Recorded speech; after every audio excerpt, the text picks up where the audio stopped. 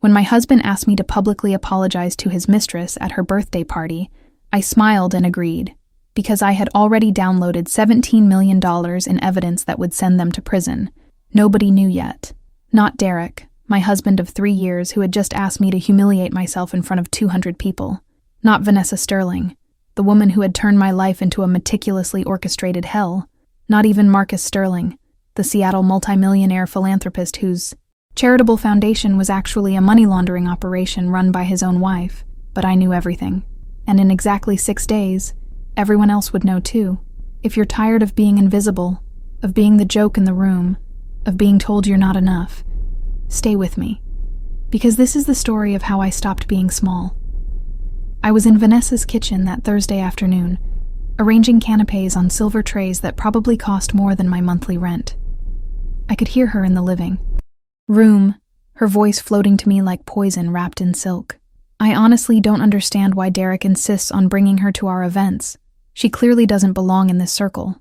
Her laugh sounded like breaking glass, sharp and cutting. I froze with the tray in my hands, not because her words surprised me, not anymore, but because Derek was less than 10 feet away, and I heard his response perfectly. He laughed, that soft, complicit laugh I had learned to recognize over the past 2 years. The laugh that meant he agreed but was too cowardly to say it out loud. My fingers tightened around the silver tray until my knuckles turned white. I felt that familiar tingling in my chest, that mixture of humiliation and rage I had swallowed so many times that I almost didn't feel it anymore. Almost. I took a deep breath, counted to 5 like my therapist had taught me before I stopped paying her, because Derek said therapy was for weak people, and walked out of the kitchen with my best fake smile, perfectly in place. Vanessa Sterling saw me approaching, and her expression lit up with that particular glow that only appeared when she was about to destroy me. She was beautiful in that way. Money buys, platinum blonde hair perfectly styled, pore-free skin thanks to $500 treatments, Alexander McQueen dress that fit her body as if it had been painted on. Rachel, dear, she practically purred my name. We were just talking about you. Of course they were. They were always talking. About me. I placed the tray on the coffee table, noticing how the other guests avoided my gaze. I knew their names, their occupations, the approximate price of their watches. I had spent 2 years studying them at these gatherings, learning their patterns, memorizing their weaknesses. Jonathan Ashford, corporate lawyer, limited edition Rolex Submariner. Catherine Moore, real estate heiress, poorly hidden addiction to anxiety medication. Vincent Chen, Vanessa's accountant, Vanessa's secret lover, thief alongside Vanessa. But they didn't know that I knew that. Not yet. I hope the canapes are acceptable, I said in that soft voice I had perfected. The voice of Rachel Morrison, the submissive wife, not Rachel Chen, the cybersecurity analyst who once earned $120,000 a year. Vanessa picked one up, examined it as if it were evidence in a trial, and put it back on the tray without tasting it. I'm sure you did your best, darling. Not everyone is born with a sophisticated palate. I felt Derek's gaze on me, that warning look that meant, don't make a scene, don't embarrass me, be the wife I need you to be. I nodded, smiled, retreated into the shadows where I apparently belonged. But inside my head, I was counting. 6 more days, 144 hours. And then this carefully constructed world of elegant lies would collapse so completely that not even Marcus Sterling's money could rebuild it. It hadn't always been like this. When I met Derek Morrison 4 years ago at a bar in Capitol Hill, he was different. Or maybe I was different. Probably both. He was a mid-level manager at a small investment firm. Ambitious, but stuck. Frustrated by his lack of progress. I was Rachel Chen, senior systems analyst at TechCore Solutions, specializing in cybersecurity and network penetration. I earned $123,000 a year, had an apartment overlooking Puget Sound, and had just received an offer to lead a team of 12 people. I was at the peak of my career. Derek seemed refreshing to me. He wasn't intimidated by my success, or so I thought. He made me laugh. He made me feel seen in ways my technical work never achieved. After years immersing myself in code and firewalls, someone who just wanted to talk about music and movies and weekend plans felt like pure oxygen. We got married 8 months later in a small ceremony in Portland. My family didn't come. My mother had died 2 years earlier from ovarian cancer, and my father had remarried and moved to Taiwan. building a new life that apparently didn't include space for me. Derek's parents didn't approve either, thinking he was getting married too quickly to someone they didn't know, but they came anyway because they were that kind of people. Everything changed 3 weeks after the wedding. Derek came home and found me working on my laptop, reviewing security code for a new client. He stood in our bedroom doorway, watching me with an expression I couldn't decipher. "We need to talk," he finally said. His voice had a tone I hadn't heard before, tense and resentful. I took off my headphones. "What's wrong?" "This." He gestured toward my work setup. The 3 monitors, the cables, the network diagrams taped to the wall. "Your work, your career, everything." I felt something cold settle in my stomach. "I don't understand. It makes me feel inadequate, Rachel. You come home talking about your projects, your promotions, your team. At parties, when people ask what we do, your job sounds important, and mine sounds boring. You make me look small." The words hit me like physical slaps. "Derek, I never tried to. You don't need to try. You're just better than me at everything, and everyone sees it." He sat on the bed, his head in his hands. "I need a wife who supports me, not competes with me, someone who makes me feel like the successful man I want to be." I should have left that night. That's what I see now, with the brutal clarity of hindsight. But I was 26 years old, in love, and had just lost my mother and essentially my father too. Derek was my family now, my only family. The idea of losing him too terrified me more than I was willing to admit, so I did the unthinkable. I quit. I told my boss at TechCore that I needed a change, that I wanted something less demanding. I turned down the promotion. I found work as an administrative assistant at a small accounting firm for $32,000 a year. I packed my security certifications in a box in the garage. I stopped talking about technology. I made myself small. Derek seemed immediately relieved. He kissed me and told me I had done the right thing, that now we could be a real team. "This is what I needed," he told me. "Someone who supports me instead of overshadowing me." I swallowed the bitterness like medicine and convinced myself this was love, that sacrifice was romantic, that making yourself small for someone else was what good wives did. 6 months later, Derek got the job at Sterling Investments. Marcus Sterling had hired him personally after an interview Derek had practiced with me for weeks. I helped him prepare, research the company, taught him what to ask, and how to position himself. When he got the job, he thanked me by taking me to dinner. He didn't mention my contribution to anyone else. At Sterling Investments, he met Vanessa. She was the boss's wife, 20 years younger than Marcus, his third wife-to-be. Exact. She had been a model before, or so she said, though I could never find evidence of her modeling career beyond some local commercial photos. What she did have was charm, beauty, and a supernatural ability to make other women feel inferior, while smiling as if she were doing them a favor.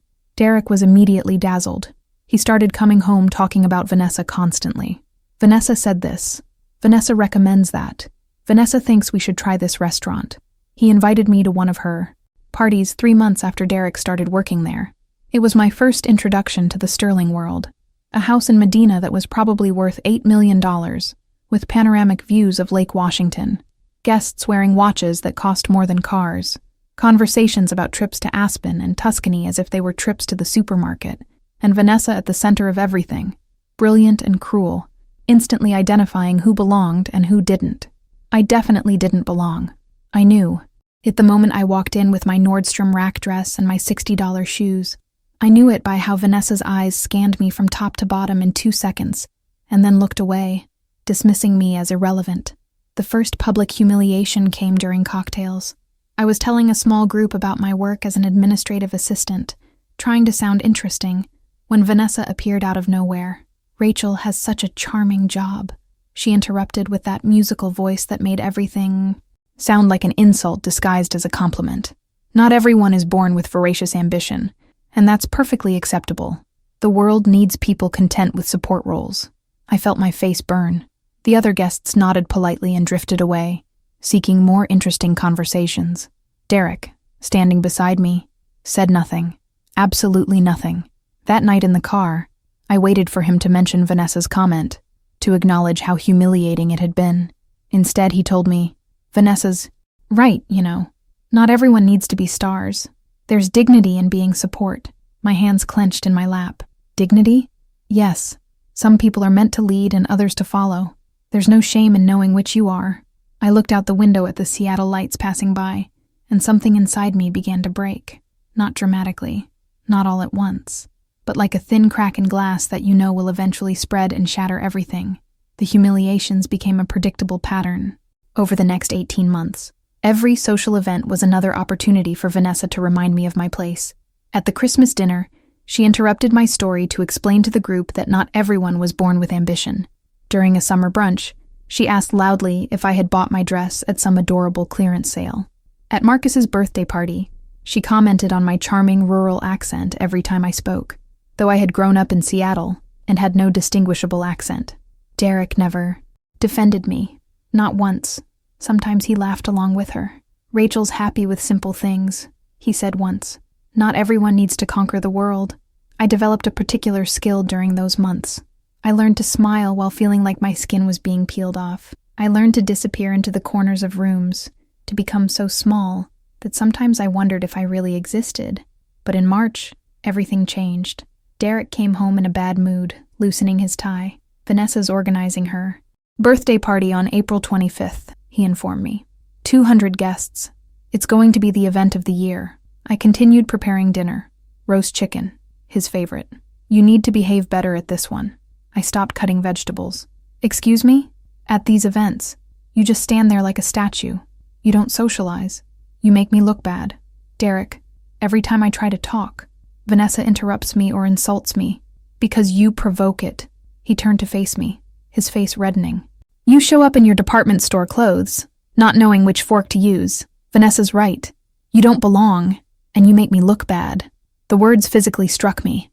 I had to grip the counter, my own husband confirming every cruel insult. "Here's what you're going to do," Derek continued in that controlled tone I had learned to fear. "At her birthday party, you're going to publicly apologize to Vanessa.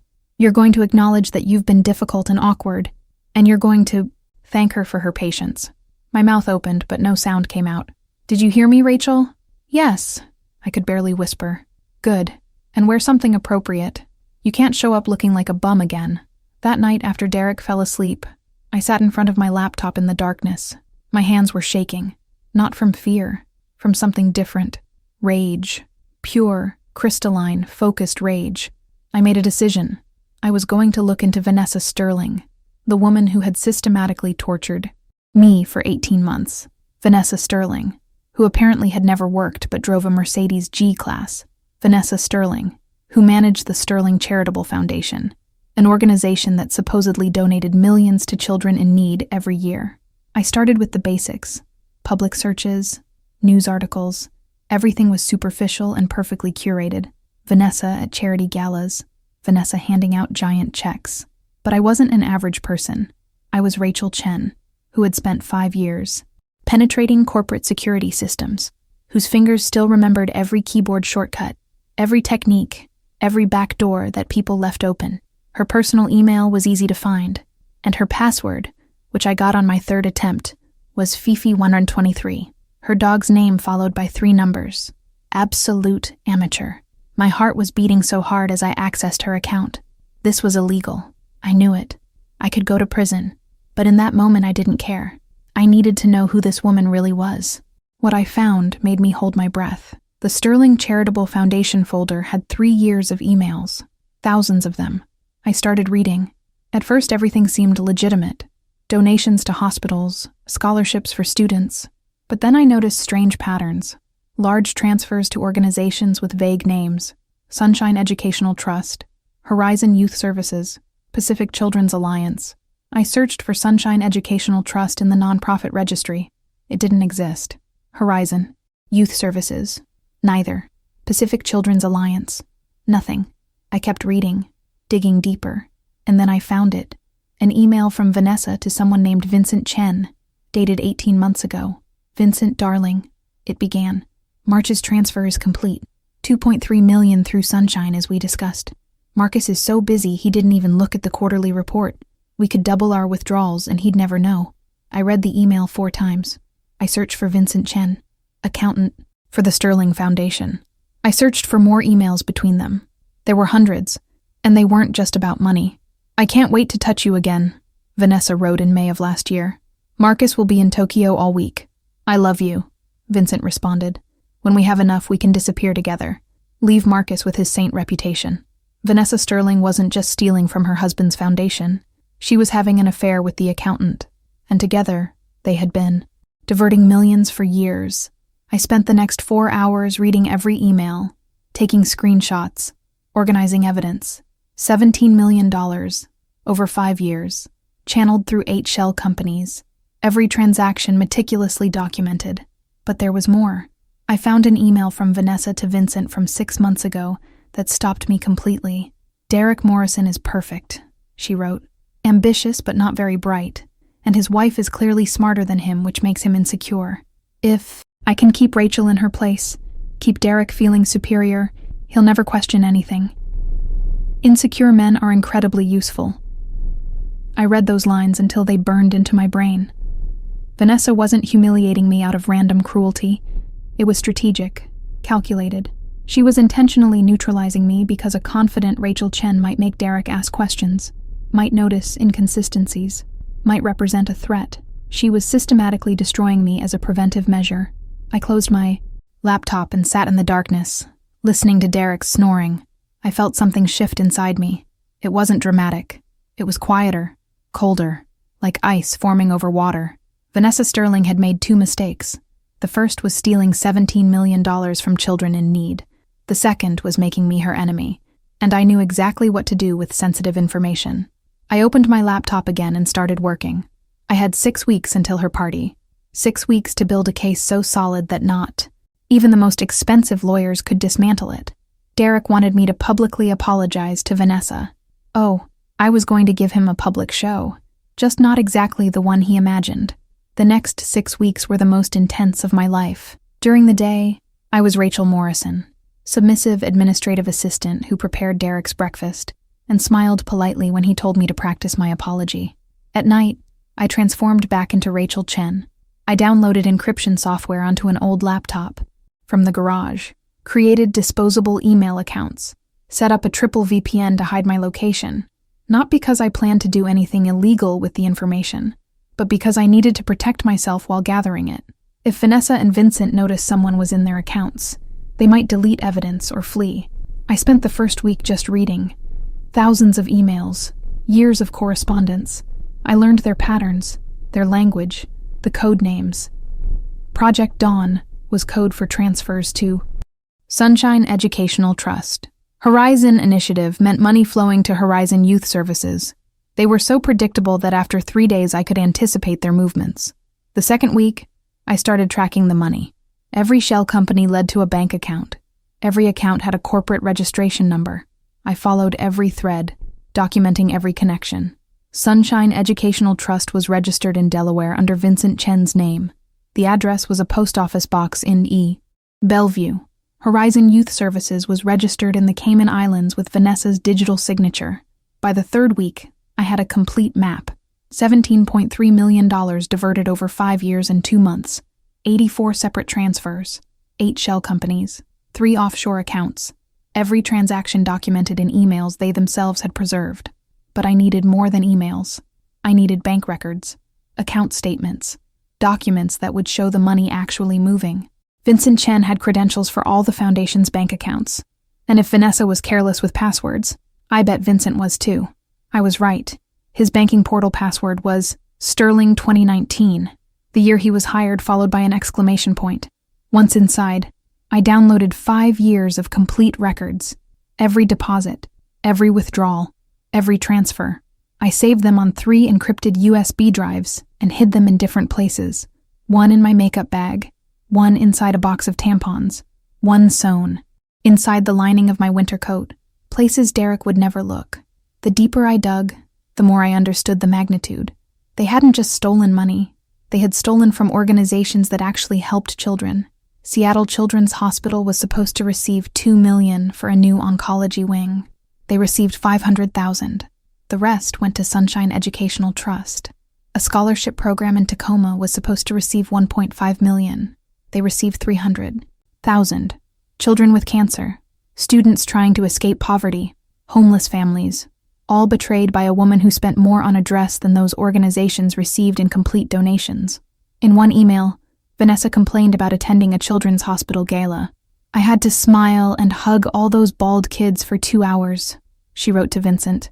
I almost vomited, but Marcus was so proud he increased the budget. More money for us. There were moments, late at night, when I wondered if I should take this information to the police now. Why wait? Why make it public? But then I remembered every humiliation, every insult. Vanessa had orchestrated my destruction publicly, methodically, in front of audiences that applauded her cruelty. She deserved the same kind of justice. Public, complete, irrefutable. In the 4th week, I contacted federal authorities.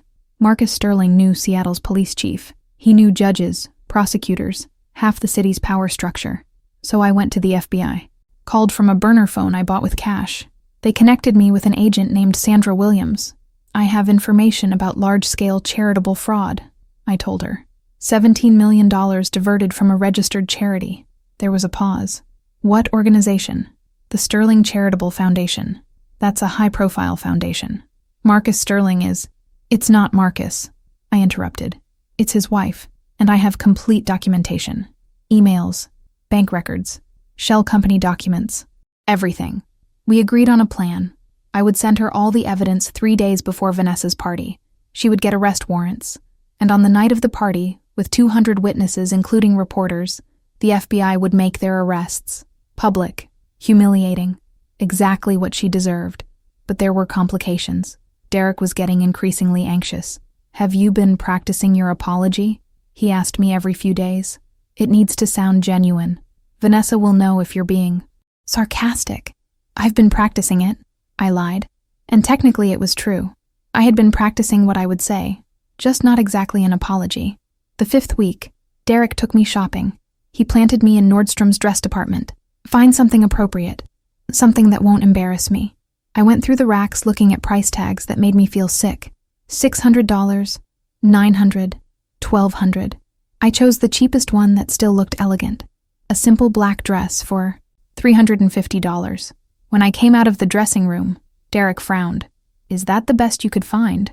It's all I need. He sighed but paid. In the car he told me, I'm doing this for your own good. Vanessa is important for my career. If you can swallow your pride for one night, everything will be better. I looked out the window at the traffic, at all these people living their lives, and wondered how many other women were exactly in my position, married to men who made them. Small, silenced because speaking seemed more dangerous than suffering.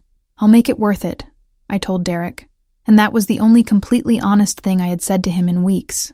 2 days before the party, I sent everything to Agent Williams, 643 pages of emails, 512 banking documents, 53 incorporation files, everything organized, categorized, with an index. I called her that night. Did you receive everything? We received it, she confirmed. This is enough for 100 federal charges: wire fraud, tax evasion, money laundering. We'll have teams positioned at the party, she continued. Are you sure you want to do it this way? We could arrest them discreetly tomorrow. No, I said firmly. It needs to be public. For every person she humiliated, for every child she stole from. They need to see that consequences exist. I understand, Agent Williams said, and something in her tone made me think maybe she really did. Understand. The night before the party, Derek made me practice my apology in front of him. I stood in our living room in my new dress while he sat like a judge. Vanessa, I began in a soft voice. I want to apologize for more conviction, he interrupted. You sound sarcastic. I tried again. Derek nodded approvingly. Perfect. Exactly like that. Do that tomorrow and everything will be fine. That night, lying in the darkness, I felt a strange calm. Tomorrow, everything would change. Tomorrow, Rachel Morrison would cease to exist, and Rachel Chen would re-emerge. Tomorrow, Vanessa Sterling would discover that the woman she had been destroying was the most dangerous person she would ever meet. Tomorrow, 200 people would see that being underestimated was the most powerful weapon of all. I closed my eyes and slept deeply for the first time in months. The morning of Vanessa's party dawned perfect. Cloudless blue sky, temperature of 73 degrees, that golden April, light that makes Seattle look like something from a postcard. Of course it was perfect. Vanessa Sterling always got what she wanted. Even the weather cooperated with her. Derek woke up nervous, checking his phone constantly. Marcus just confirmed he'll be there, he informed me while shaving. The governor, too, and 3 city council members. This is a huge opportunity for me, Rachel. Don't ruin it. I didn't respond. I was sitting on the bed, watching him prepare, memorizing this moment. The last morning of our marriage, though he didn't know it yet. The last time Derek Morrison would look at me as if I were something he owned, something he could control and manipulate at will. Did you practice your apology last night? He asked, catching my gaze in the mirror. I practiced it, I lied softly. Good. Remember, humble but not pathetic, grateful but not excessive. Vanessa needs to feel like she won, but I don't want you looking completely destroyed. How considerate of him. I dressed, slowly that afternoon, taking my time with every detail. The black dress Derek had approved, moderate heels I had bought years ago, simple but polished makeup. I looked at myself in the mirror and barely recognized the woman looking back at me. Rachel Morrison, the submissive wife, was about to disappear forever. My phone vibrated. A text from an unknown number. Teams in position. Awaiting your signal. SW. Agent Sandra Williams. The FBI was ready. Only I was missing. I put away my phone and went downstairs where Derek was waiting for me in the living room, checking his reflection in a framed photo's glass. Ready? He asked, without really looking at me. Ready, I replied. And I was. More ready than I had been for anything in my life. The Sterling mansion in Medina was transformed into something from a magazine. Lights hanging from every tree. Floral arrangements that probably cost more than my annual rent. Valets parking Mercedes and Teslas and Porsches in perfect rows. 200 guests already circulating through the gardens with champagne glasses reflecting the setting sun. Derek grabbed my elbow as we entered, his grip firm and controlling. Smile, he whispered, and remember what we practiced. Vanessa saw us immediately. Of course she did. She had been waiting for this moment, savoring it probably for weeks. She floated toward us in a white Valentino dress that made her look like an avenging angel. Her perfect blonde hair, her impeccable makeup, her smile, sharp as a knife. Derek, darling. She kissed him on both cheeks. Then her eyes slid to me, assessing me from top to bottom in 2 seconds. Rachel, how appropriate you look tonight. Appropriate, not beautiful, not elegant. Appropriate. As if I were a uniform she had approved. Thank you for inviting us, Vanessa, I said in my softest voice. Your home looks incredible. It always looks incredible, she responded with that musical laugh. But I made an extra effort tonight. After all, I don't turn 40 every day. 40. Interesting. According to the records I had found, Vanessa was 33, but I suppose lying about age was the least of her crimes. Marcus Sterling appeared beside her, tall and distinguished with his perfectly styled gray hair. Derek, glad you could make it. He shook my husband's hand. Then he looked at me with genuine kindness. Rachel, a pleasure to see you again. He was the only one in this entire circle who had always treated me with basic respect, which made what I was about to do to him even harder, but necessary, because Marcus Sterling, as kind as he was to me personally, had been negligent. He had trusted his wife without verifying. He had signed checks without reading reports. He had allowed $17 million to disappear under his nose. The pleasure is mine, Mr. Sterling, I responded sincerely. I saw Vincent Chen on the other side of the garden, talking nervously with a group of executives. He looked uncomfortable in his expensive suit, sweating slightly though the evening was cool. He kept looking toward Vanessa every few seconds, seeking her attention. She completely ignored him, focused on her more important guests. Poor Vincent. He didn't realize Vanessa had never actually planned to run away with him. I had found more recent emails from the past 2 weeks, where she discussed with a lawyer in the Cayman Islands about establishing accounts in her name only. Vincent was as disposable to her as everyone else. Just a useful tool until he ceased to be. Derek, Vanessa linked her arm with my husband's, in a way that was technically appropriate, but fundamentally intimate. I need to steal you for a few minutes. Marcus wants to discuss the merger project with you. Derek lit up like a Christmas tree. Of course. He looked at me. Will you be okay here alone? I'll be perfect, I assured him. And I would be. Better than perfect.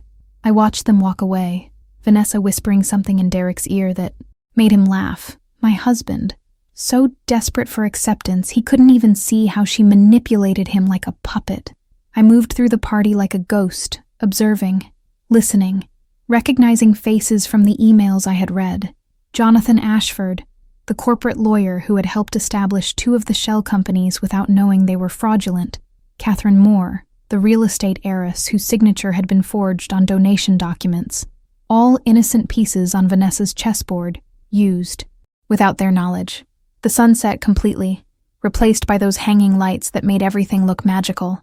Dinner was served, lobster and steak, wine that probably cost more than my weekly salary, and all the while, Vanessa reigned over her kingdom, accepting compliments and kisses on the cheeks, shining like the star she had always believed she was.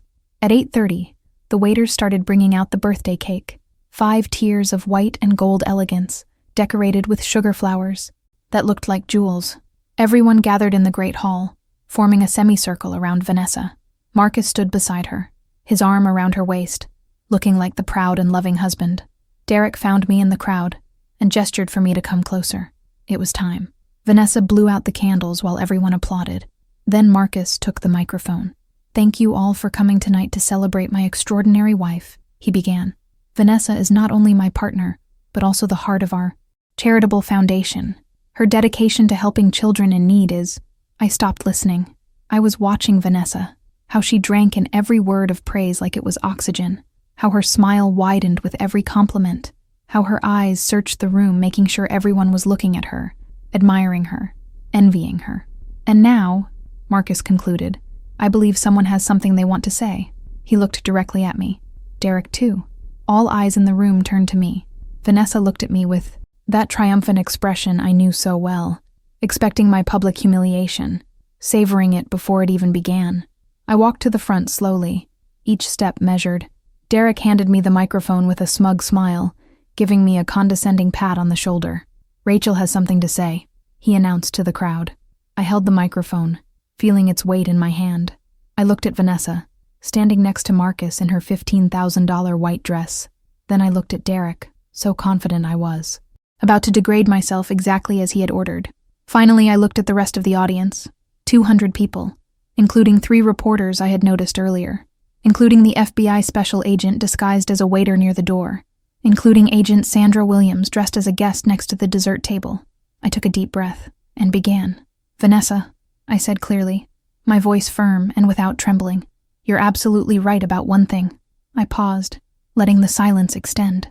"I don't belong here, because unlike you, I would never steal $17 million from children with cancer."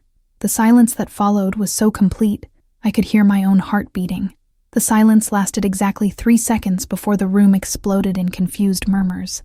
I saw Vanessa's face transform from triumphant to horrified in slow motion. Her mouth opened, but no sound came out. Marcus pulled away from her instinctively, as if my words had created a physical distance between them. "What did you say?" Derek's voice sounded high-pitched, almost hysterical. I ignored my husband completely. I kept my eyes fixed on Vanessa as I continued. "I worked in cybersecurity before I met Derek, before he asked me to quit because my career made him feel inadequate. And when someone uses Fifi123 as a password, accessing their emails becomes embarrassingly easy." Vanessa finally found her voice. "This is ridiculous. Marcus, she's lying." "Lying?" I pulled out my phone. With a few taps, I projected the first image on the large screen behind me. A bank transfer appeared.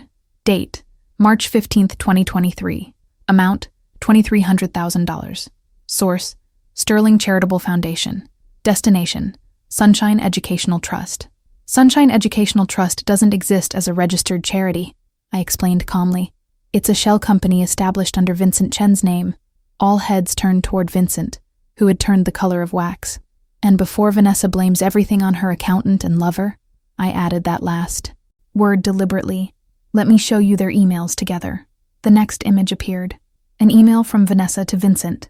The first lines were explicit enough, both romantically and criminally. Marcus had taken several steps back, his face cycling through shock and rage. $17.3 million diverted over 5 years. Every transaction documented, every email preserved, including their plans to disappear together, leaving Marcus with the consequences. Vanessa tried to run. She turned on her heels and ran toward the door, but Agent Sandra Williams was already there, showing her FBI credentials. "Vanessa Sterling, you're under arrest for wire fraud, tax evasion, and money laundering." 2 more agents appeared, moving toward Vincent Chen, who had collapsed in a chair. "Vincent Chen, you're also under arrest." Vanessa turned to Marcus, her eyes filled with tears. "Marcus, Please, I can explain. You stole from children with cancer. Marcus's voice was flat, dead. Using my name? My foundation? Marcus, you had an affair while you planned to rob me? His voice broke. I pointed to the screen now showing a list of robbed organizations. Seattle Children's Hospital was supposed to receive $2 million for oncology. They received $500,000. Where did the other $1.5 million go, Vanessa? She didn't answer. The agents were already handcuffing her, reading her rights. Her sobs filled the hall. Derek grabbed my arm with brutal force. What the hell did you just do? Did you just destroy my career? Our life? I pulled away with strength I didn't know I possessed. No. I exposed criminals who were stealing from sick children. There's a difference. You could have gone to the police discreetly.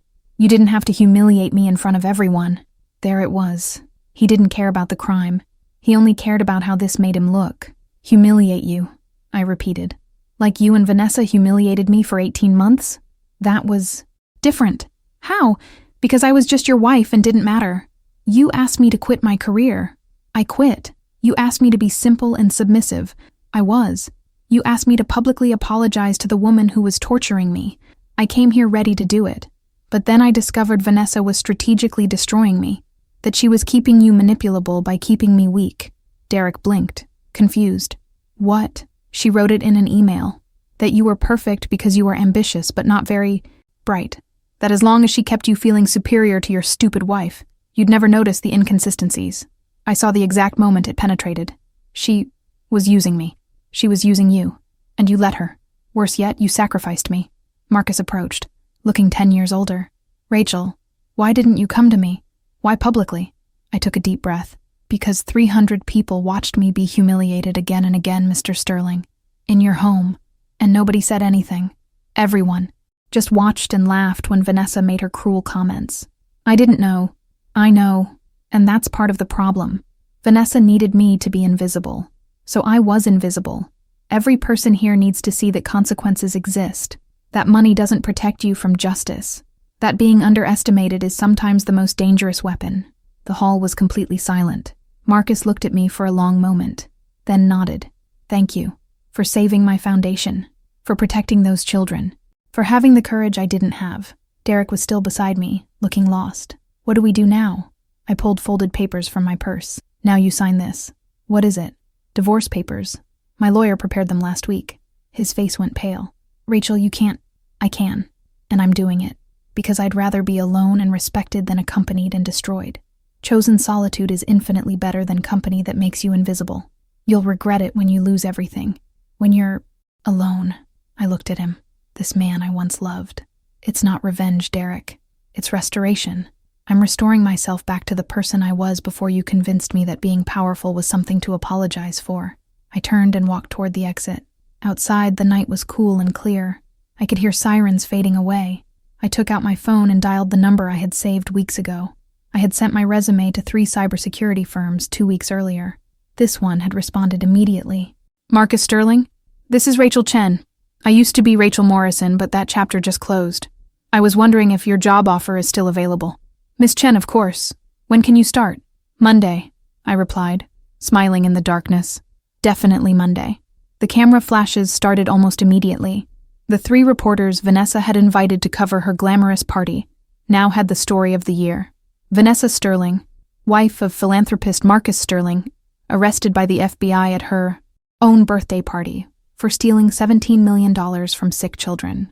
I watched from the entrance as agents escorted Vanessa to a black car. She tried to cover her face with her handcuffed hands, but the flashes found her anyway. Her white Valentino dress, that perfect symbol of her supposed purity, now stained with mascara and tears. Vincent Chen walked behind, completely defeated, his face gray under the lights. I thought about how she must feel, her entire world collapsing in minutes, her career destroyed, her freedom about to disappear for years. I should feel pity. Maybe a part of me did. But then I remembered those emails, those children with cancer who didn't receive treatment, those homeless families. No, I felt justice, cold, clear, inevitable. Behind me, the hall had transformed into controlled chaos, guests talking in small groups, their voices a mixture of shock and morbid excitement. Marcus Sterling was sitting near the untouched cake, his head in his hands. I approached slowly. "Mr. Sterling," I began softly. He looked up. His eyes were red but dry. "3 wives," he said abruptly. "This is my 3rd wife. The first left me because I worked too much. The second because she couldn't have children. And now this." "I'm sorry," I said, though the words felt inadequate. "Don't be sorry. You saved my foundation, my reputation. If Vanessa had escaped with that money, and then the truth came out," he shuddered, "I would have looked complicit. It would have destroyed everything I built. Still, I know you loved her. I know this hurts." "Loved her?" He laughed bitterly. "I thought I did, but the woman I loved didn't exist. It was just an act, a beautiful mask hiding a monster." I knew exactly how he felt. I had loved Derek too, but the Derek I loved probably never really existed. "Rachel," Marcus looked directly at me, his voice firm. "I need to offer you a job. Director of Compliance for the Sterling Foundation. $180,000 a year. Rebuild our auditing systems. Make sure this never happens again." My heart was beating fast. "Mr. Sterling, you demonstrated tonight that you have the integrity, intelligence, and skills I need. More importantly, that you're willing to do the right thing even when it's difficult, even when it costs you something personally." He was right. Tonight had cost me my marriage, probably friendships, social connections, everything I had built as Rachel Morrison. "I need to think about it," I said finally. "Take all the time you need. But the offer is genuine." He stood up, suddenly looking tired to the bone. "Now I need to talk to my lawyer, and probably every board member. It's going to be a very long night."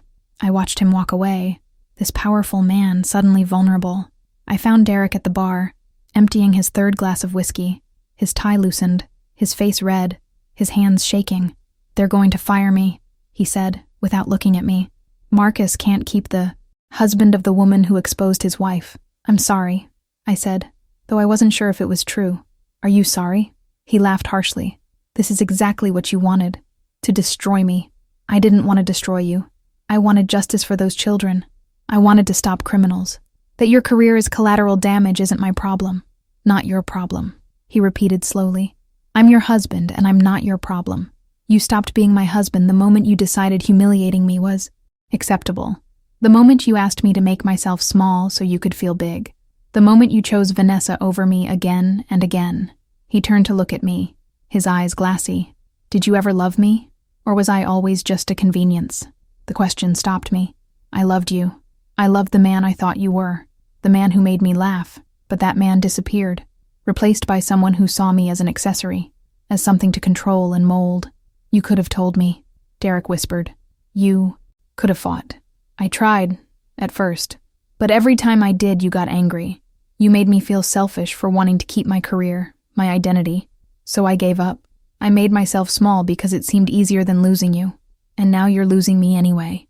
"Yes, but this time it's my choice, and that makes all the difference." I left Derek at the bar and went out to the garden. The party had dissolved almost completely. Guests scattered, probably going to spread the story. By tomorrow, everyone in Seattle would know what had happened. I sat on a bench near the lights that still glowed softly. I took out my phone. 3 messages from unknown numbers. All cybersecurity firms that had seen my resume. All wanting to interview me. All offering 6-figure salaries. Rachel Chen was back. I thought about Marcus's offer. Director of Compliance. $180,000 a year. The opportunity to rebuild something broken. To protect vulnerable children. It was tempting. But it also meant staying in this world. The world where I had been Rachel Morrison. The small, submissive wife. Could I stay here as Rachel Chen? The powerful woman who had just brought down a corrupt empire? Maybe. But first I needed time. Time to process. Time to heal. Time to remember who I was when I wasn't defined by the man beside me, or the expectations of a society that preferred women be decorative rather than dangerous. My phone vibrated again. "Agent Sandra Williams. We'll need your formal testimony. Tomorrow. Can you come to the FBI office at 10 a.m.? "I'll be there," I replied. I sat in that garden until the last lights went out, until the last guest left, until even the waiters packed up and left. Sitting in the darkness, in the place where Vanessa Sterling had reigned as queen, now fallen so completely she would never recover. And I felt, for the first time in years, something like peace. The FBI office in Seattle smelled of old coffee and paper, I sat across from Agent Sandra Williams in an interrogation room with gray walls and a recorder on the table between us. I had slept barely 3 hours, but my mind was clearer than it had been in years. "Miss Chen," Agent Williams began, using my maiden name without me having to ask. "I need you to tell me everything from the beginning. How you discovered the fraud, how you collected the evidence, every detail." So I told her. Every step. From the night Derek ordered me to apologize to the moment I accessed Vanessa's emails. I explained how I tracked the money, how I documented every transaction, how I built a case so solid that even the best lawyers couldn't dismantle it. "Technically," Agent Williams interrupted carefully, "accessing someone's email accounts without permission is illegal." "I know," I replied firmly. "I'm prepared to face consequences if necessary. But those children deserve justice more than I deserve to remain legally perfect." Williams studied me for a long moment, then nodded slowly. "Given the magnitude of the crime you discovered, and that you immediately reported it to federal authorities, I doubt any prosecutor will want to prosecute the whistleblower who exposed $17 million in fraud. But officially, I can't comment on that." We spent 4 hours reviewing every document, every email, every bank transfer. Williams took meticulous notes, occasionally whistling low when I revealed particularly egregious details. "The Children's Hospital," she said at one point, her voice tight. "My niece was treated there last year. Leukemia. She survived, thank God, but..." She stopped, composing her professional expression. "People like Vanessa Sterling don't deserve mercy." "I'm not asking for any," I replied. When we finally finished, it was almost 3 p.m. Williams walked me to the elevator. "For what it's worth," she said, "you did something incredibly brave last night. I know it cost you your marriage. It will probably cost you more. It already cost me more," I admitted. 3 years of my life where I let someone else define me. 3 years where I made myself invisible. That was the real cost. What I did last night was simply recovering what I lost." Williams smiled genuinely for the first time. "Good luck, Rachel Chen. Something tells me you're going to be fine." I left the federal building into the bright afternoon sun. My phone had been exploding with calls and messages for hours. I had kept it on silent during the interview, but now I checked it. 17 missed calls from Derek, 23 text messages from numbers I didn't recognize, and an email from Marcus Sterling with the subject, "Please read this." I opened it. "Rachel, I understand if you need distance after last night. I understand if you never want to see anyone associated with the foundation or me again. But please, consider my offer. Not just because I need someone with your skills, though I desperately need them, but because I believe you could find real purpose in this work. The children Vanessa betrayed need someone like you protecting them. Please think about it. Marcus." I closed the email and walked toward my car. I had parked 6 blocks away because all the nearby spaces were occupied, and now I was grateful for the walk. I needed to move, needed air, needed to process everything that had happened in the last 24 hours. My phone rang, a local number I didn't recognize. I considered not answering, but something made me pick up. "Hello? Rachel Chen?" A woman's voice, professional but warm. "This is Patricia Hoffman, Executive Director of Seattle Children's Hospital." My stomach tightened. "Yes, this is she. I wanted to call you personally to thank you," Patricia continued. "What you did last night, exposing Vanessa Sterling, recovering that stolen money. You just saved lives, Rachel. Literally. The oncology wing we couldn't build means treatments we couldn't give. Children who suffered unnecessarily because Vanessa wanted another designer handbag. I felt tears stinging my eyes. I just did the right thing. I know you'll probably hear from a lot of people today," Patricia said. "People judging you, questioning your methods, saying you should have handled it differently. But I want you to know that the families we serve, the children you saved, are eternally grateful. You're a hero, Rachel, no matter what anyone else says." We hung up after a few more minutes. I stood on the sidewalk, tears running down my face, not caring who saw me, because Patricia was right. There was going to be judgment. There already was. My phone was full of messages, and I knew without looking that some would be cruel, that some people would say I destroyed a marriage out of revenge, that I publicly humiliated a woman out of jealousy, that I should have handled it discreetly.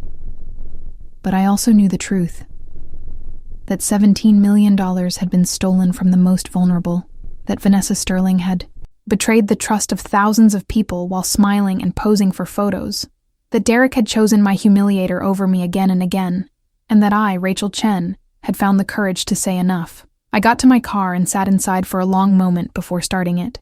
I thought about Marcus's offer, Director of Compliance, $180,000 a year, the opportunity to rebuild something broken, to protect the children Vanessa had betrayed, to ensure this never happened again. I thought about the other offers too, the cybersecurity firms wanting to hire me, careers in technology where I could go back to doing what I did best, where I could just be Rachel Chen again, without all the emotional weight of the Sterling world. I took out my phone and dialed Marcus's number.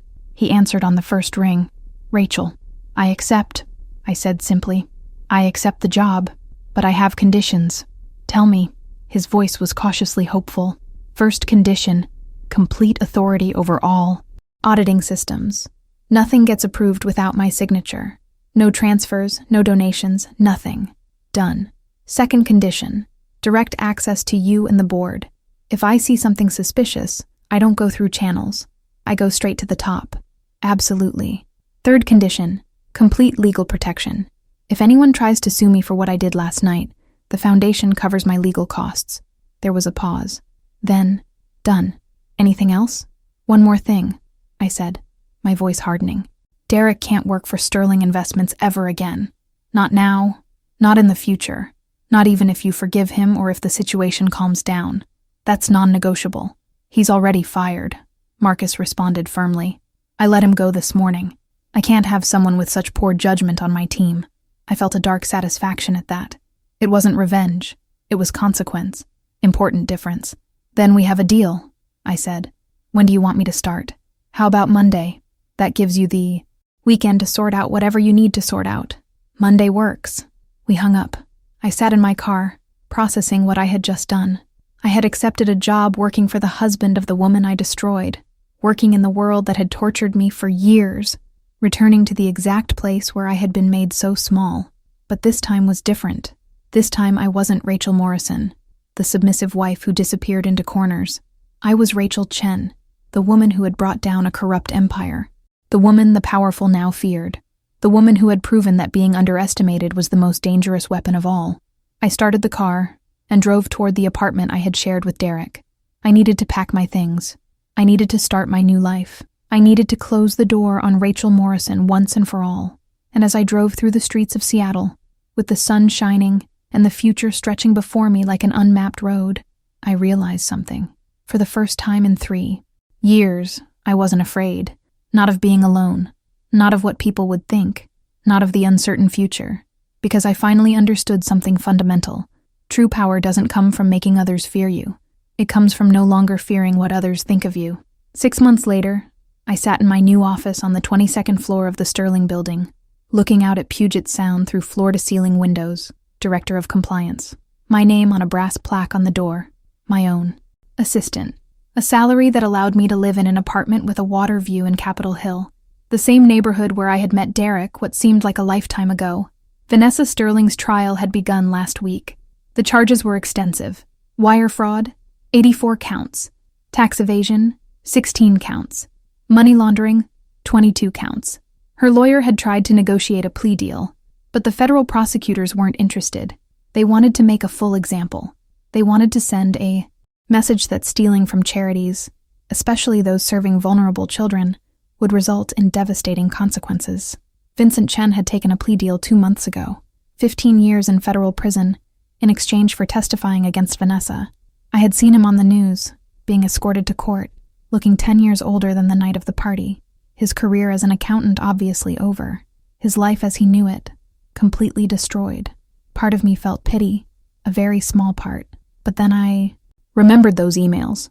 His laughter while discussing stealing from children. His excitement planning his escape with stolen money. And the pity evaporated like water on hot concrete. Vanessa faced potentially 122 years in prison if convicted on all counts. Her lawyers were arguing she had been manipulated by Vincent, that she was the real victim. Nobody believed them. The emails were too clear. Her participation too obvious. Her cruelty too well documented. My phone vibrated. A message from Marcus Sterling. Board meeting in 30 minutes. Are you ready to present the new auditing system? Ready, I replied. The past 6 months had been the most intense professionally of my life. I had completely rebuilt the foundation's auditing systems from scratch, implemented mandatory quarterly reviews with signatures required from 3 different people, established automatic alerts for any transfer over $50,000, hired a team of 4 auditors who reported directly to me, not to Marcus, not to the board, only to me. I had personally reviewed every charity receiving funds, verifying they actually existed, that they did the work they claimed to do, that the money got where it should go. I found 3 additional organizations that were suspicious, not fraudulent like Vanessa's, but shady enough that I recommended cutting funding. Marcus accepted every recommendation without questioning. The Sterling Foundation was now the gold standard for charitable transparency in all of Washington state. Other foundations called us asking for advice on how to implement similar systems. I had given 3 conferences on best practices in charitable auditing, appeared on 2 podcasts discussing nonprofit fraud. I had become, ironically, something like a recognized expert in the exact field where Vanessa had been so criminally incompetent. Derek had tried to contact me 17 times in the first 2 months. Calls, messages, emails. He even showed up at my apartment once, drunk and crying, begging for another chance. I made him leave, blocked his number, told my assistant to never put through his calls. Eventually, he stopped. I heard through industry gossip that he had gotten a job at a smaller investment firm in Tacoma, a significant step down from Sterling Investments, a salary that was probably half of what he had been earning. Living with his mother again at 37, I should feel satisfaction at his fall, and maybe a small part of me did. But mostly I just felt indifference. Derek Morrison had become irrelevant to my life, a footnote in the story of how I found myself. The divorce had been finalized 4 months ago, quick and simple because we had no shared property, no children, and I wanted nothing from him except my freedom. I returned to my maiden name officially, Rachel Chen. It sounded right in ways Rachel Morrison never had. My mother would have been proud, I thought sometimes. She had been strong too, fighting cancer for 2 years with fierce dignity. She never complained, never gave up, fought until her last breath. I wish I could tell her I finally understood that strength, that I had found it inside myself when I needed it most. I went down to the conference room where the foundation's board was already assembled. 12 people, including Marcus, all looking at me with expressions ranging from respect to admiration to slight intimidation. I had learned in recent months that people treated me differently now. I was no longer invisible. I was no longer the shy wife in the corner of the room. I was the woman who had exposed the biggest fraud in Seattle history, the woman the powerful needed to keep happy. I presented the new auditing system, 42 slides detailing every safeguard, every check, every protocol. The board listened attentively, nodding, asking intelligent questions I answered confidently. When I finished, the board chairman, a 70-year-old man named Richard Blackwood, stood up and applauded. The others joined in. A standing ovation for auditing systems. Only in my life. Miss Chen, Richard said after the meeting adjourned, you've transformed this foundation. You've given us back credibility we lost. You've given us systems that ensure Vanessa's betrayal can never be repeated. On behalf of the entire board, thank you. I'm just doing my job, I replied, though his words warmed me in ways I didn't expect. No, Marcus insisted, who had been silent. During most of the meeting, you're doing much more than your job. You're protecting the most vulnerable children in our community. You're restoring faith in philanthropy. You're proving that integrity matters more than connections or money. That evening, I drove home as the sun set over Puget Sound, painting the sky in shades of orange and pink that seemed too beautiful to be real. I stopped at the grocery store and bought ingredients for dinner. Cooking for myself had become a kind of meditation, a way to take care of myself I had neglected for years while focusing on taking care of Derek. At home, I put on music and made pasta with roasted vegetables. Simple but delicious. I ate on my small balcony, watching the city lights twinkle as it grew dark, and I realized something. I was happy, not in the complicated, conditional way I had been happy with Derek, where my happiness depended on his approval, but genuinely, simply happy. Happy with myself, happy with my life, happy with the choices I had made. Had it been difficult? Absolutely. The first 2 months after the party were brutal. The media scrutiny, the judgments from people who thought they knew my story, Derek's messages alternating between pleas and accusations. Sleepless nights, wondering if I had done the right thing. But now, 6 months later, the fog had lifted. I could see clearly for the first time in years, and what I saw was a woman who had chosen justice over comfort, truth over false peace, her own worth over others' approval. Vanessa Sterling would probably spend the next 2 decades in prison. Derek Morrison was rebuilding a significantly diminished life, and I, Rachel Chen, was thriving in ways I had never imagined possible. I learned something fundamental during this journey. The best revenge isn't destroying whoever hurt you. It's rebuilding yourself so completely, so brilliantly, that they become irrelevant.